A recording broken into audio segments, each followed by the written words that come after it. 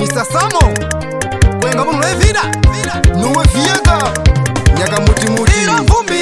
ukarisosa rino kuruma ilo vumbi ukarisosa rino kuruma ilo vumbi ukarisosa rino kuruma ilo vumbi ukarisosa rino kuruma unumva kuritika tika iwe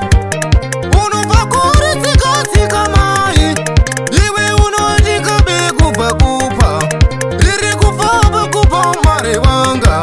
riri kufa kupa shamari wanga ndisawasawa na ine mare wanga ndiri kufa kupa ine mare unofamba chindiri wa mare wanga iwe ndatireka kundire wa shamari wanga ndatireka kundire wa mare wanga ndatireka kundire wa shamari ndatireka kundire wa shamari ndatireka kundire wa shamari ndatireka kundire wa mare wanga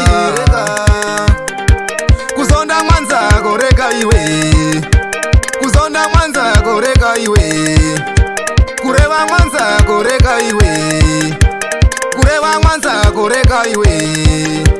kuzonda mwanza koreka iwe ya shamari iwe siya msambo kwa hizo ne ukita basi kuhamba kundireketa kundizonda nini kundira basi kundirea ila ndiripo gosharo wazo ne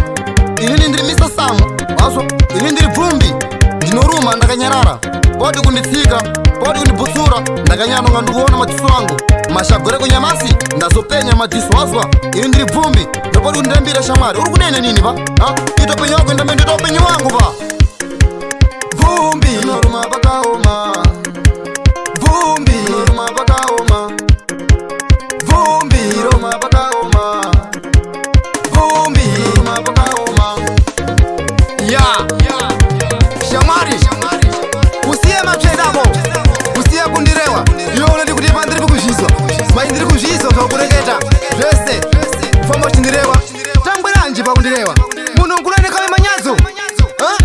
kuita mwana mudiki mezhiwe wa usiye ndikubvunza nyamasuno ukapindazve ndinakureketera na zina rako paunogara pese ndinakureketera nekuti siya matsveda usiye zvese usiye kundirewa usiye ndite zvangu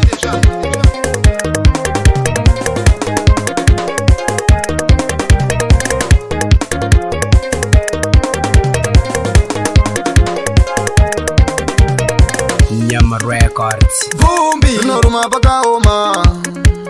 vumbi noruma pakaoma